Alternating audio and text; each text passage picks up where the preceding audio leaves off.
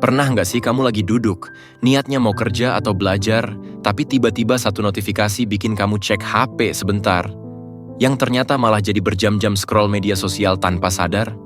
Atau mungkin, kamu lagi ngerjain tugas, tapi otak tiba-tiba mikir hal lain, terus sulit balik fokus ke pekerjaan? Tenang, kamu nggak sendirian. Distraksi memang jadi salah satu tantangan terbesar di zaman sekarang. Kita semua pernah ngalamin momen di mana rasanya susah banget buat benar-benar fokus, apalagi kalau banyak banget hal yang bisa ganggu pikiran kita. Mulai dari email, notifikasi, sampai keinginan buat ngecek sosial media. Tapi, sebenarnya ada cara untuk mengatasi itu semua dan meningkatkan kemampuan fokus kita, baik dalam bekerja maupun belajar. Di video ini, kita bakal bahas langkah-langkah praktis yang bisa kamu coba biar lebih fokus dan produktif. Yuk, simak sampai habis. Bagian 1. Kenapa kita mudah terdistraksi? Sebelum kita bahas solusi, penting banget buat kita paham dulu kenapa otak kita mudah terdistraksi. Sebenarnya, otak manusia nggak didesain untuk multitasking. Kita mungkin sering merasa bisa ngerjain beberapa hal sekaligus. Misalnya sambil belajar atau kerja, kita juga buka media sosial, cek pesan, atau sekadar scroll berita. Tapi, setiap kali kita berpindah dari satu tugas ke tugas lain, otak butuh waktu buat menyambungkan kembali fokusnya. Nah, proses ini yang bikin kita jadi lebih lambat dan kurang efisien. Kamu pernah nggak lagi fokus ngerjain sesuatu tiba-tiba kepikiran buat buka HP sebentar, lalu tahu-tahu lupa sama tugasmu? Itu karena setiap gangguan kecil seperti itu bikin otak harus restart lagi. Ini yang disebut dengan istilah switching cost. Harga yang harus kita bayar setiap kali beralih dari satu hal ke hal lain. Jadi, semakin sering kita terganggu, semakin sulit buat benar-benar masuk ke dalam kondisi kerja yang optimal. Ditambah lagi, kita hidup di zaman yang penuh distraksi. Notifikasi, suara ping dari aplikasi, hingga keinginan buat ngecek berita terbaru atau update dari teman-teman di media sosial bisa bikin fokus kita buyar. Otak kita lebih suka mencari hal yang instan dan menyenangkan dibandingkan tugas yang butuh konsentrasi tinggi. Tapi jangan khawatir, karena sebenarnya ada cara untuk mengatasi semua itu. Di bagian selanjutnya, kita akan bahas bagaimana kita bisa membangun fokus mendalam, alias deep work, dan menciptakan lingkungan yang mendukung konsentrasi penuh. Bagian 2. Deep work, rahasia fokus mendalam. Nah, setelah kita paham kenapa kita mudah terdistraksi, sekarang saatnya kita bahas konsep yang bisa jadi solusi buat masalah ini. Deep work. Konsep ini diperkenalkan oleh Cal Newport dalam bukunya yang berjudul Deep Work, dan sebenarnya cukup sederhana, tapi powerful. Deep work adalah kondisi di mana kita bisa bekerja atau belajar dengan fokus mendalam, tanpa distraksi dan dalam waktu yang cukup lama. Di saat-saat seperti inilah, otak kita bekerja pada kapasitas maksimalnya. Ini adalah saat di mana ide-ide besar muncul, pekerjaan kita jadi lebih berkualitas, dan kita bisa menyelesaikan tugas-tugas yang sulit jauh lebih cepat daripada saat kita terganggu oleh hal-hal kecil.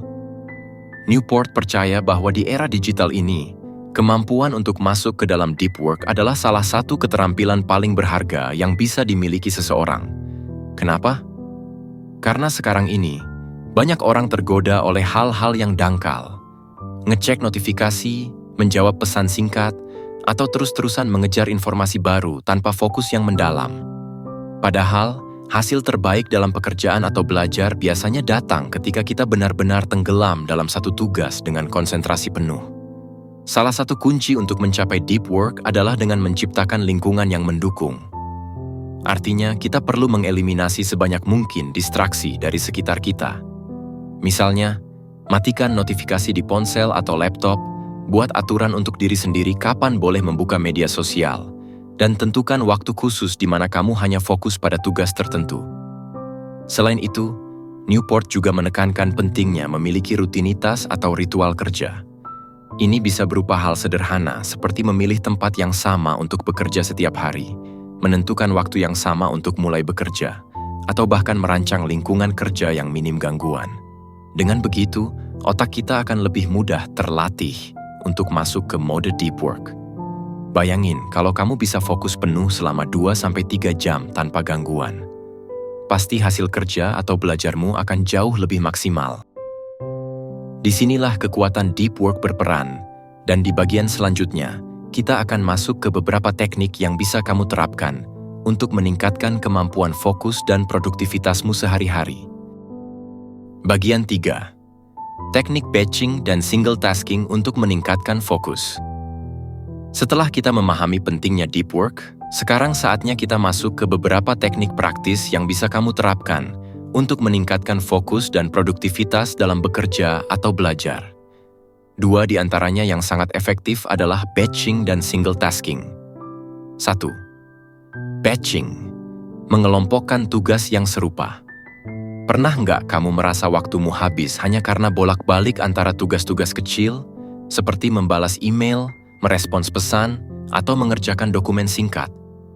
Nah, disinilah teknik batching bisa membantu. Batching adalah metode di mana kita mengelompokkan tugas-tugas yang sejenis dan menyelesaikannya dalam satu waktu. Misalnya, daripada ngecek email sepanjang hari setiap ada notifikasi masuk, kamu bisa alokasikan waktu tertentu dalam sehari. Misalnya, 2 kali sehari selama 30 menit, untuk fokus hanya pada email.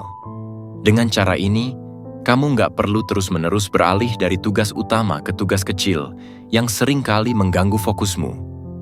Teknik ini membantu otakmu tetap berada dalam satu jalur kerja, sehingga kamu bisa lebih efisien dan cepat dalam menyelesaikan tugas.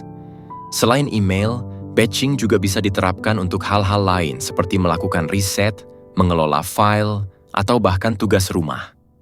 Kuncinya adalah mengelompokkan aktivitas yang serupa agar otakmu bisa bekerja secara sistematis tanpa harus mengganti mode setiap kali berpindah tugas. 2. Single tasking. Fokus hanya pada satu tugas dalam satu waktu. Kebanyakan dari kita mungkin terbiasa dengan multitasking, berpikir kalau mengerjakan beberapa hal sekaligus bisa lebih produktif. Tapi faktanya, multitasking seringkali justru membuat kita lebih lambat. Single tasking adalah kebalikan dari multitasking.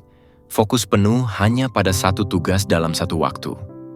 Ketika kamu menerapkan single tasking, kamu memberi otakmu kesempatan untuk benar-benar menyelami tugas yang sedang dikerjakan. Ini penting karena otak kita sebenarnya butuh waktu untuk mencapai flow atau kondisi fokus mendalam. Setiap kali kita beralih ke tugas lain, kita meriset proses ini, dan itu mengurangi efektivitas kita. Coba bayangkan kamu sedang menulis laporan. Kalau kamu benar-benar hanya fokus pada laporan itu selama 1-2 jam tanpa membuka ponsel atau memikirkan hal lain, kamu akan selesai jauh lebih cepat daripada jika kamu terus-terusan terganggu oleh notifikasi atau godaan untuk membuka media sosial.